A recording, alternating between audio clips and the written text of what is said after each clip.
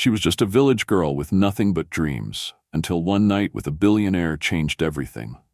When Alina Ross stepped into Damien Cole's cold, powerful world, she never expected to carry the heir to his empire or his broken heart. As secrets unraveled and enemies closed in, love became the only thing worth fighting for. Will their love survive betrayal, legacy, and the ghosts of his past? Or was she always meant to walk away? Where are you watching from? Drop your location in the comments, and don't forget to subscribe for more unforgettable love stories that leave you breathless. The rain came down hard on Neoma Village that morning, the kind of rain that didn't ask permission, just barged in, fierce and angry. Alina Ross stood barefoot beneath the overhang of their rusted tin roof, watching the muddy red water trail down the slope like it had somewhere urgent to be. Inside the house, her father's cough echoed from the back room, a dry, brittle sound that always made her heart twist a little tighter.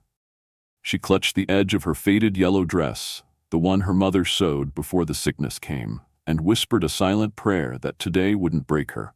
"Alina," her father rasped weakly from the cot, "you haven't eaten." "I will after your tea, Papa," she lied, forcing a smile that barely reached her eyes. Food had been scarce, but lies had become easy, little shields she used to keep him from worrying. She was tired of fighting the hunger, tired of the whispers that followed her through the village. Pastor Ross's daughter, still untouched, still good. As if being good fed her father or fixed their roof.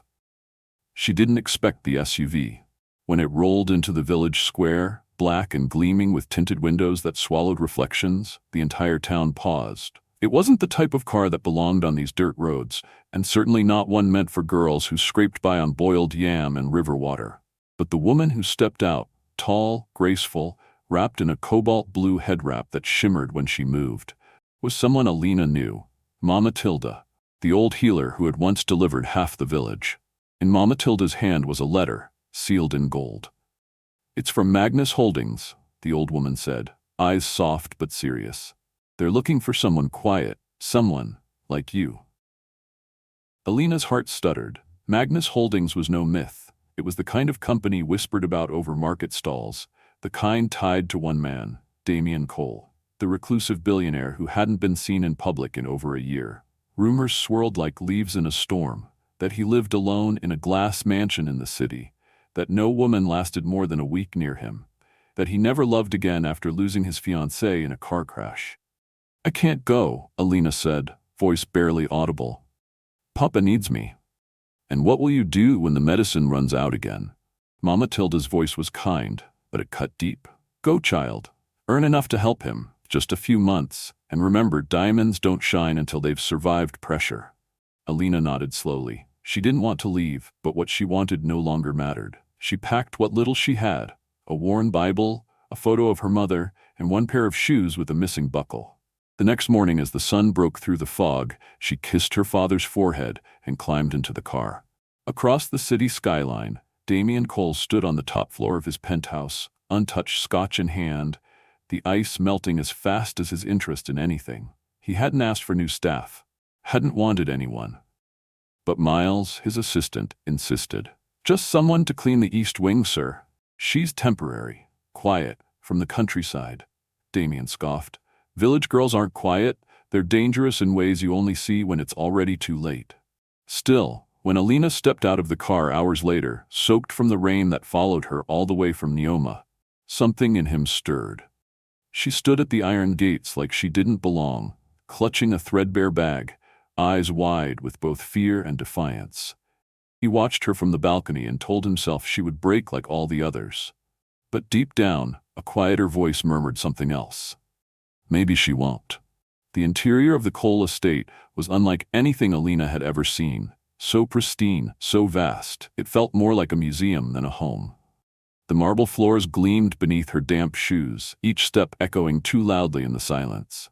The air smelled faintly of lemon and something colder, like distance made into a scent. It was beautiful, yes, but hollow.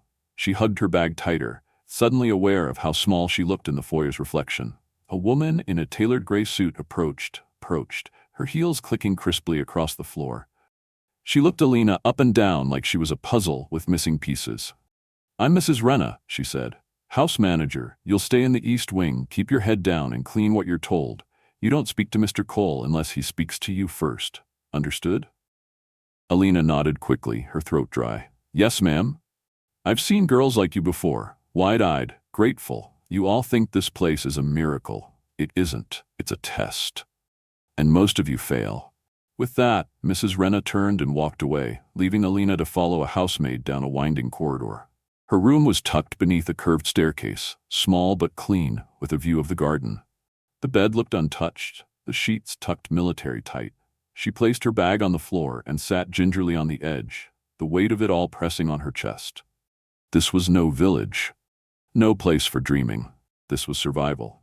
Her first task was the library. The door loomed tall, carved oak with golden inlays. Inside it was vast, shelves stretched to the ceiling, holding books she couldn't begin to pronounce. Light filtered in through a massive glass dome, casting a quiet glow over everything. She moved carefully, dusting, stacking, trying not to disturb the air, but it was hard not to marvel. You missed a spot. Alina jumped, the duster falling from her hands. She turned, and there he was. Damien Cole. Real, imposing, breathtaking, tall, dressed in black, with eyes like carved stone and a mouth that looked like it forgot how to smile. I'm sorry, sir, she stammered, lowering her gaze. He stepped forward, his expression unreadable. What's your name? Alina Ross.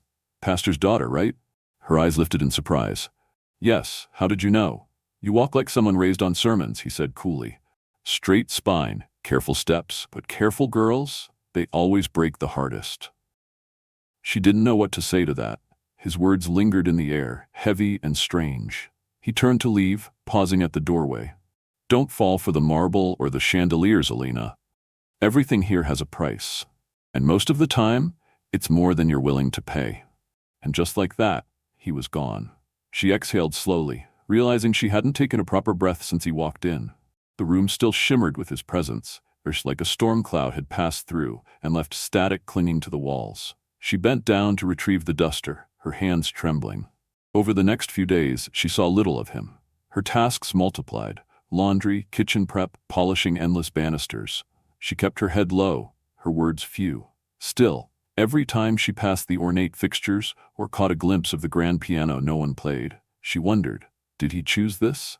Does he even see how cold his kingdom feels? One night, unable to sleep, she wandered. The silence of the estate was louder than noise, filled with ticking clocks and memories pressed into wallpaper. Her feet carried her down a hallway she had been told never to enter, the West Wing, the forbidden one. The air changed the moment she stepped across the threshold.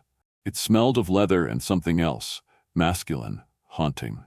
One door stood ajar. Inside, framed photos lined the shelves, but many were turned face down. She reached for one and gently brushed the dust away. A beautiful woman stared back at her, smiling, eyes closed, her face tilted toward Damien. You're not supposed to be in here. The voice stopped her heart. She turned, frozen. He stood in the doorway, eyes darker than the night behind him. I couldn't sleep. I didn't mean. He stepped into the room, glanced at the photo in her hand. Her name was Serena. There was a softness in his voice now, like velvet bruised. She died because I loved her. Alina didn't move. Couldn't. Don't go poking around in rooms you don't understand, he said, quieter now. There are ghosts in this house that haven't made peace with silence. Then he was gone, leaving Alina alone with a picture, a memory, and a weight in her chest she didn't know how to name. Alina woke before dawn every morning, her fingers stiff from the cold that crept through the marble walls. She moved silently through the estate like a shadow, scrubbing, folding, organizing, her presence tucked away like an afterthought. The encounter in the West Wing lingered in her thoughts, haunting her as much as the memories seemed to haunt him. Damien Cole hadn't spoken to her since that night, and she hadn't dared look for him. But his voice, the way it softened when he said Serena's name, played on a loop in her head. Then one morning, everything shifted.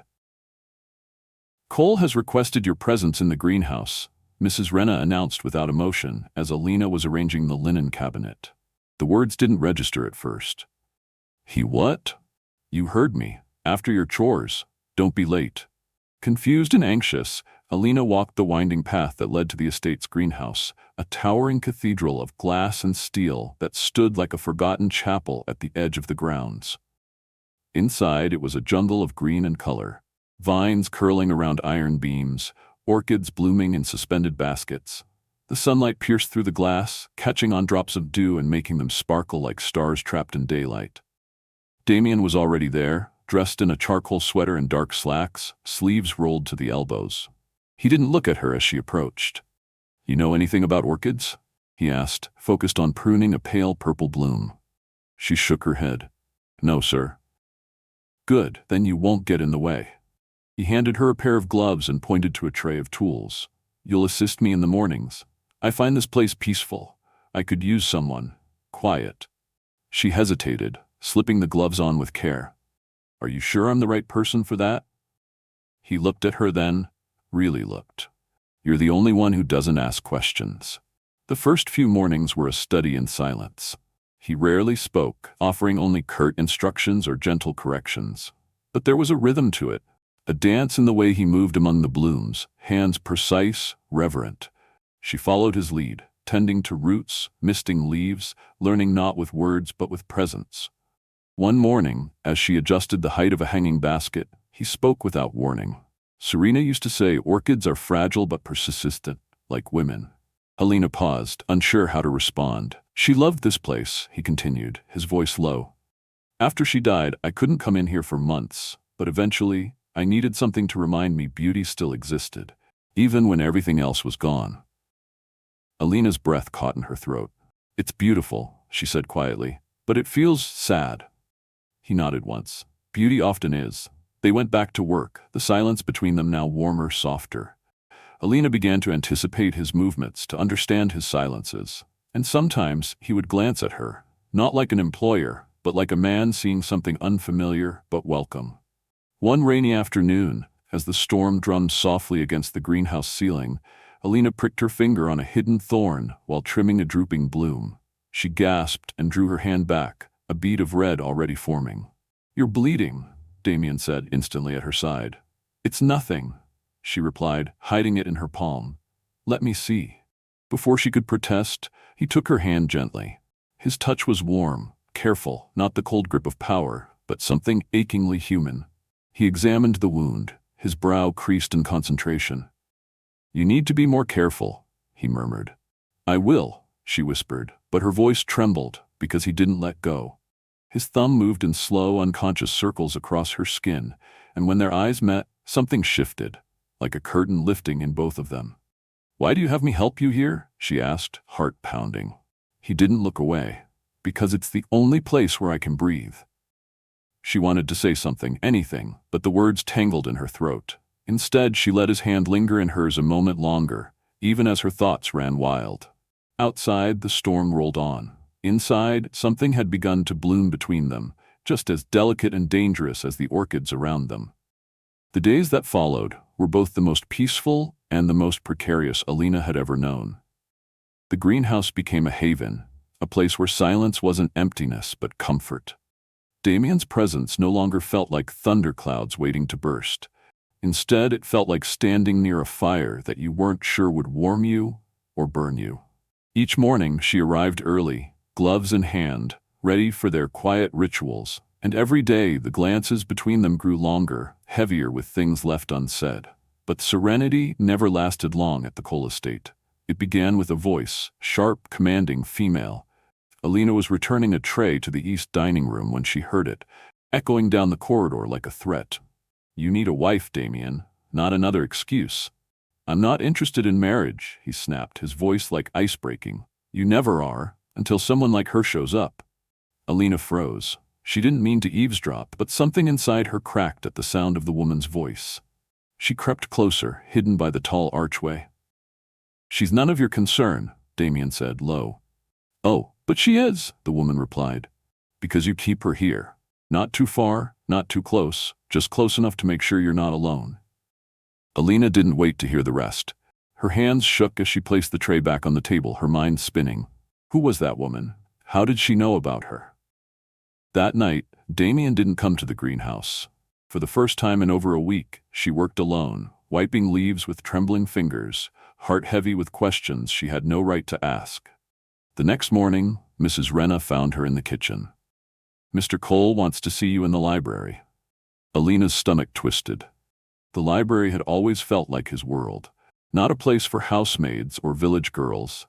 But she obeyed. He was waiting near the fireplace, dressed casually, a tray with tea and soft cookies arranged neatly between two velvet chairs.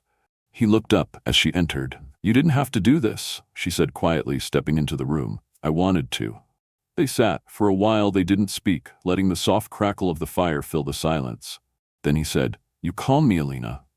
Her breath caught. She looked at him, really looked, and saw it. Not just the pain, but the fear behind his eyes. "You don't have to be alone anymore," she said softly. He studied her, voice low.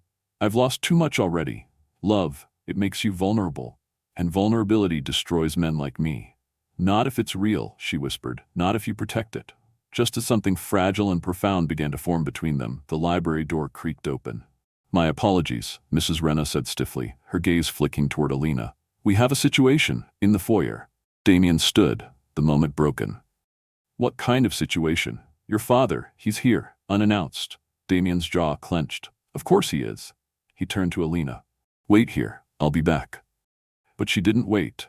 Curiosity, or fear, pulled her into the hallway. She kept to the shadows, watching through the reflection of a polished mirror. Two men stood like opposing statues, Damien and a silver-haired version of him, eyes colder than the stone floor beneath them. "I see you're getting comfortable with the help," his father said. "Alina is not the help," Damien said flatly. "She's under my protection. Your legacy is at risk. That girl, she'll ruin you." "She's the only thing saving me," Damien replied, voice sharp and certain. Alina fled before they could see her. Her heart pounded as she slipped back into the library, fingers trembling against the velvet cushion. She knew now, this wasn't just a quiet attraction. This was war, wrapped in whispers and wounds. And somehow, she had become the battlefield. Alina barely slept that night. Her body, usually lulled by the rhythmic hush of waves brushing against the garden walls, now twitched at every creak of the estate's ancient bones.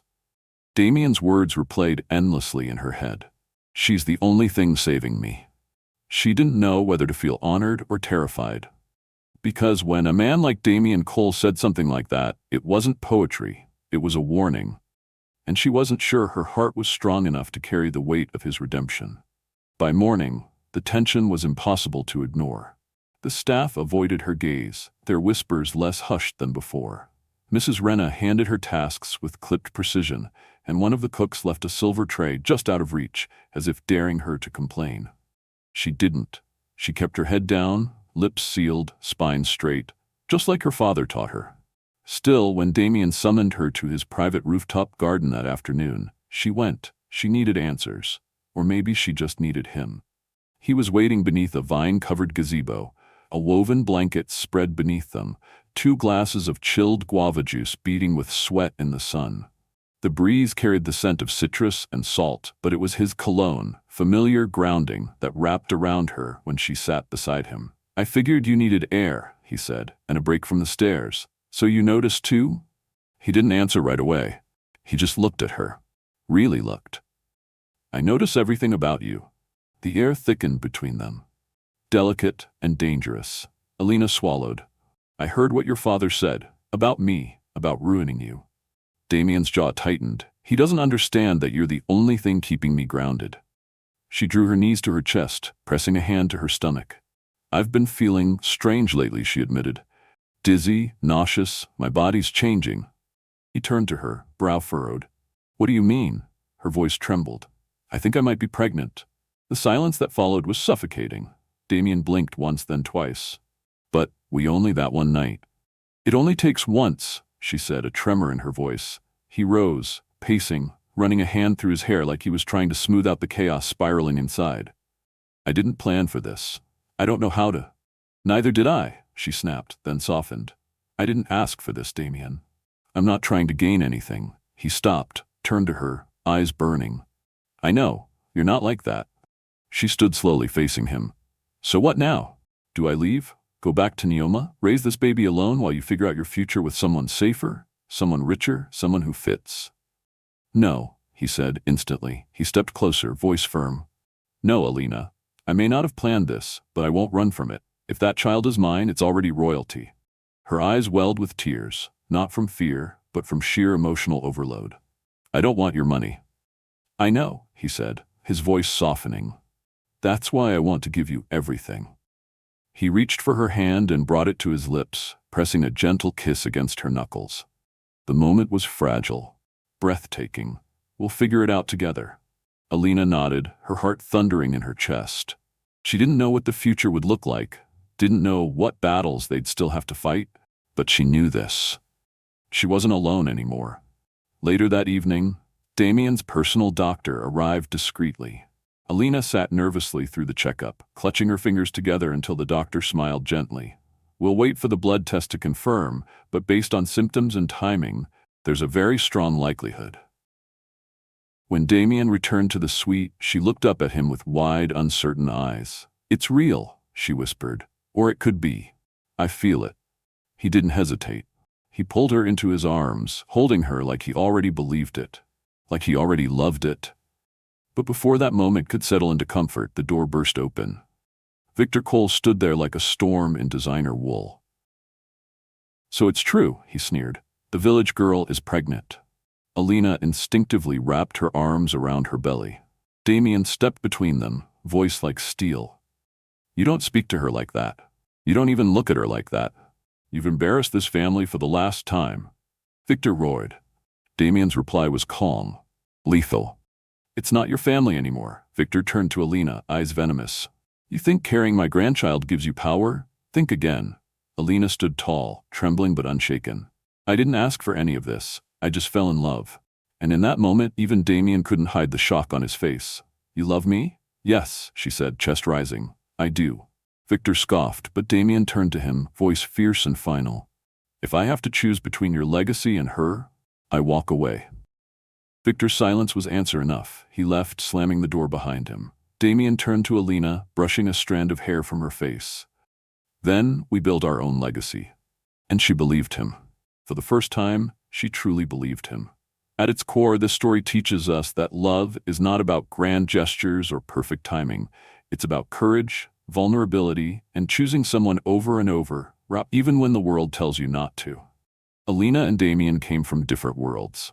One filled with simplicity and struggle, the other surrounded by power and expectations. Yet when faced with fear, judgment, and uncertainty, they found strength not by running from their differences, but by embracing them. The journey wasn't easy. It was messy, painful, and at times terrifying. But it showed that true love doesn't erase hardship. It stands with you in the storm. Damien had to unlearn his need for control to make room for connection. Alina had to remember her worth in a place designed to make her feel small. Together, they proved that love, when it's real, isn't built on status, appearances, or convenience. It's built on truth, respect, and unwavering loyalty.